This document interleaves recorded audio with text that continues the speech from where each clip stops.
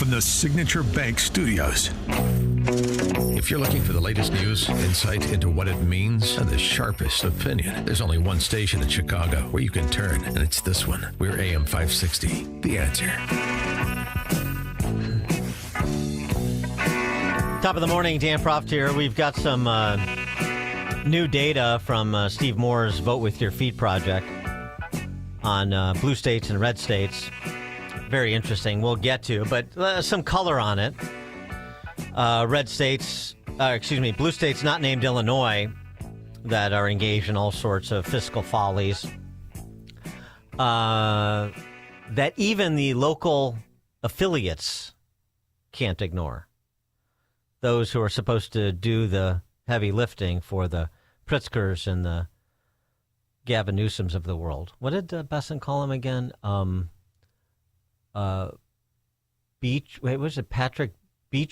Beach Ken meets Patrick Bateman or something like that. I can't remember the Ken doll piece of it, but I've been calling him Patrick Bateman before Besson, so I want credit for that. Anyway, we're talking about California.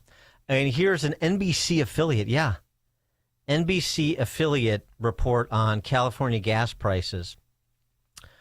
And one example, they're $9 a gallon in California, unlike anywhere else in the nation. We are paying, on average, $2 a gallon more than the national average for drivers across the nation. And an expert on the oil and gas industry told me the math behind California's gas prices doesn't add up. In fact, prices vary widely across the state. Take a look at this station in Big Sur. Regular unleaded will now cost you nearly $9.50 per gallon, with drivers paying almost $10 for premium. Here in the Bay Area, prices aren't quite that high yet, but they are hovering around $6 a gallon. Out of pocket, 100%. I definitely see it. I'm just like, oh my God. It's a daily struggle for local drivers and sticker shock for visitors. This man says regular gas was $2.30 a gallon when he left home in Oklahoma City. And I'd hate to add everything up to see what I spent on gas. The war in Iran and its effect on the key shipping lane for so much oil is fueling the overall jump at the pump nationwide, but drivers say that doesn't explain why it's so much more here. We asked the experts. About half of that is due to higher taxes and environmental fees and the higher cost of producing California's cleaner burning gasoline.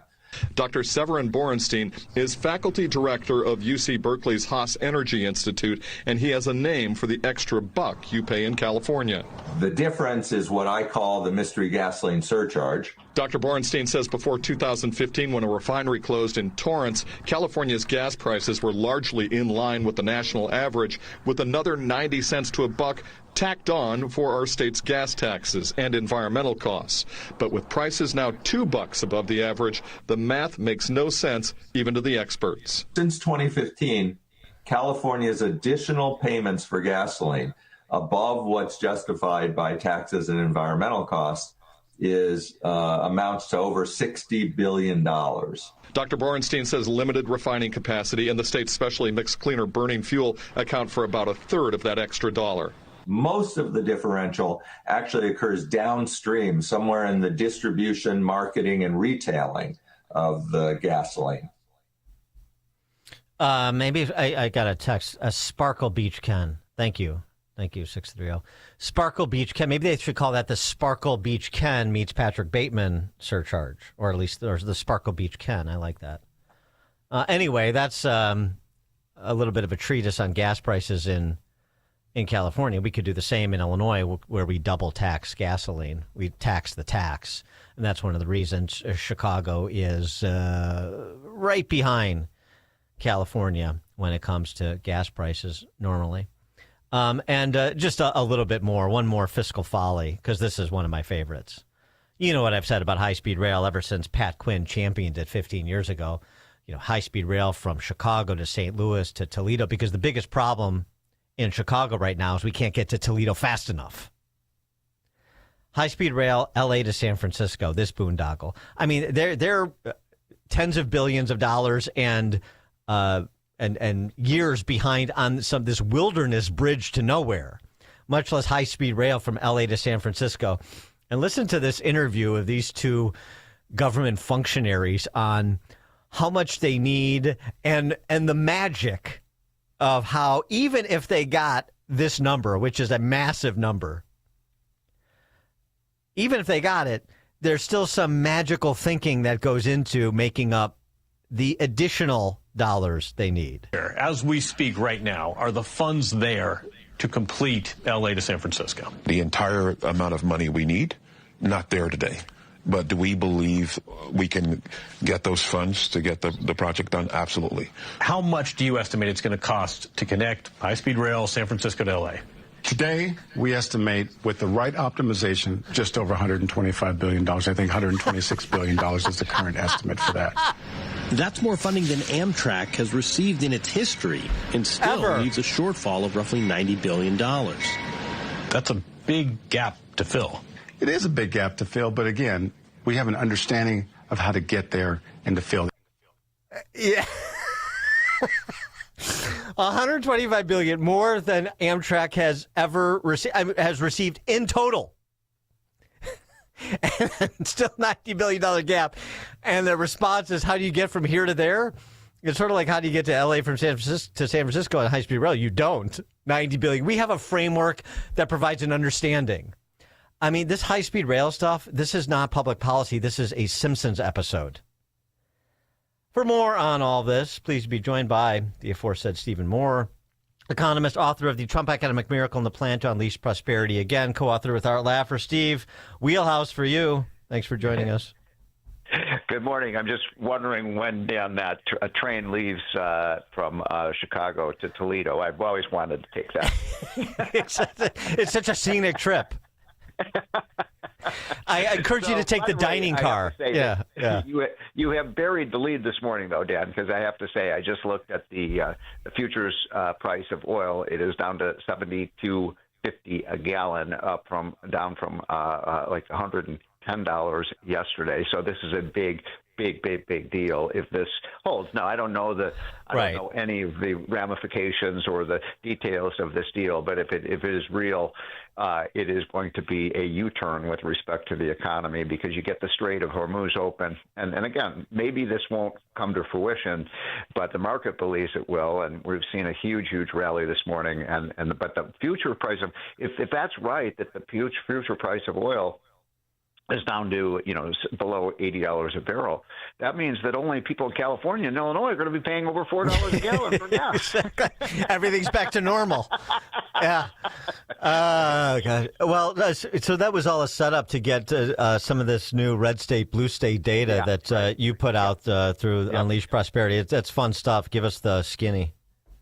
Well, look, this is the biggest story in America. It is changing America day by day, week by week, and in a massive way. And so what you're seeing, to put it very simply, is that the blue states are melting down. And what the red states are doing, like Florida and Texas and Utah and Tennessee, is they're just bleeding these blue states of their millionaires and billionaires. And we hate the millionaires and billionaires. Let's stoke them. Well, guess what? They're not in Illinois anymore. They're not in California anymore. They're not in. By the way, just the threat of a wealth tax in California that still hasn't even passed.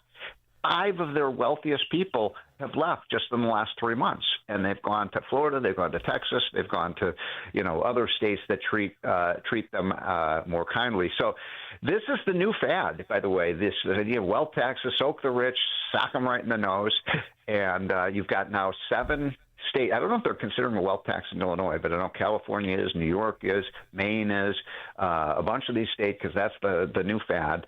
And it as the old saying goes, wealth taxes and high income taxes don't redistribute income; they redistribute people, and that's what's happening. All the wealth is going to these states, and so why don't they learn, Dan? I mean, why is it that these states and cities don't understand that every time they try this, it backfires on them? And by the way, one other quick statistic that is really pretty amazing. This is the first time, Dan, in 250 years of our nation that this has ever happened, that the Northeast, which, we consider Boston and, New York and Philadelphia and all the way down to Washington, D.C., that corridor of wealth and industrial might, did you know it no longer produces the most GDP in the country? You know what region does? Southeast? Southwest? The Southeast? South, for the first time, if you include Texas, first time in American histoh, the Southeast produces more output for our country than the Northeast does. Why? Because high taxes, high regulations, right to, all these forced union policies have moved all these businesses and all these wealthy people out of those states into Florida and Texas. And now it's the Carolinas are the fastest growing states. So and how do they ignore it? How can people in Illinois say, gee, let's soak the rich again? I mean, how can they be that stupid? Well, because the politics gets better for those in charge because productive people leave. And so get rid of all those Republican voters. Yeah, there's no political cost to be paid. But I mean, these numbers are staggering. The states that lost the most money between 2012 and 2023, Illinois is third in aggregate, minus $321 billion in cumulative adjusted gross income loss. California, which has 4 times the population, was minus 382 billion to 321. So on a per capita basis, Illinois is way worse than California. And just Illinois again, sticking with Illinois, we lost 321 billion during adjusted gross income during that decade. Florida gained more than $1 trillion. $1 trillion. Yep. I mean, it's just, could you imagine 1.4 trillion over a decade, what that would have meant for Illinois? Yeah. So you would think these people would learn from this, and yet they're doing exactly the opposite of what common sense would say. Maybe we should cut our taxes. Maybe we should reduce our regulations to bring people back and businesses back.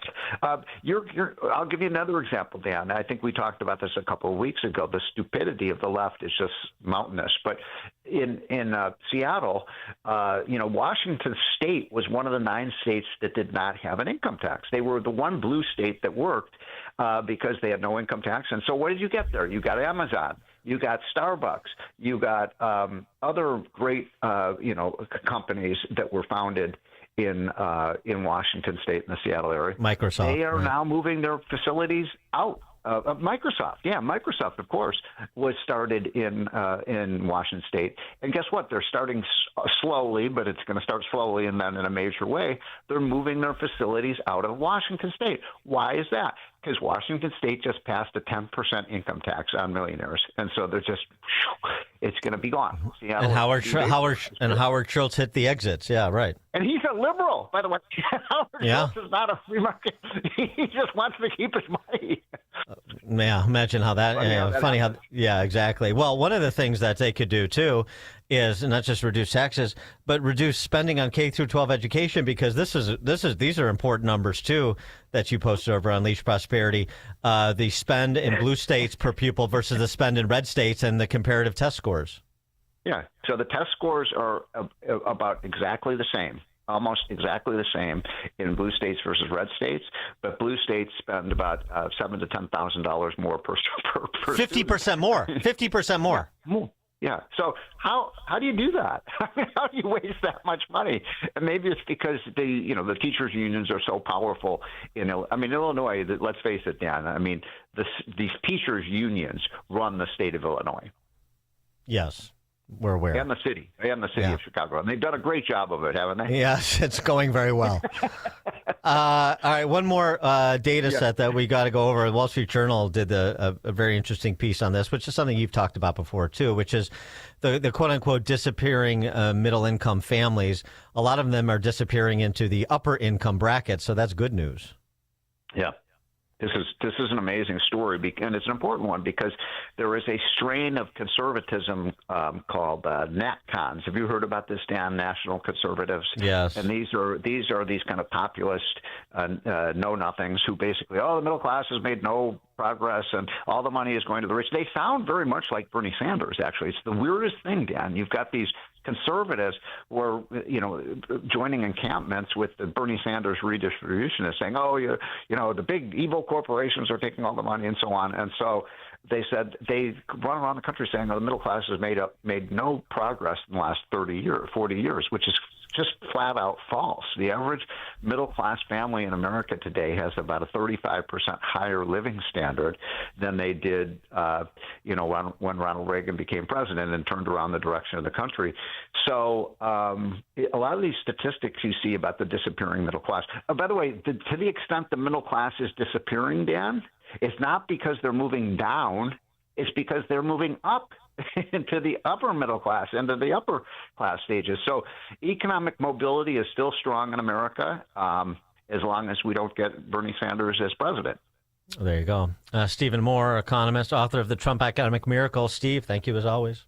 Dan, when does that train leave to Toledo? You got to buy your tickets early. It's such a popular ride. See you later. Bye. See you, Steve. And Steve joined us on Chicago's Morning Answer. There's only one radio show in Chicago talking about today's biggest stories and telling you what they really mean. That show is this one, Chicago's Morning Answer on AM 560, The Answer. Jenny McGuire is the fresh, bold, unapologetic voice of common sense, constitutional values, and conservative principles. With her sharp wit, she'll tackle the issues that matter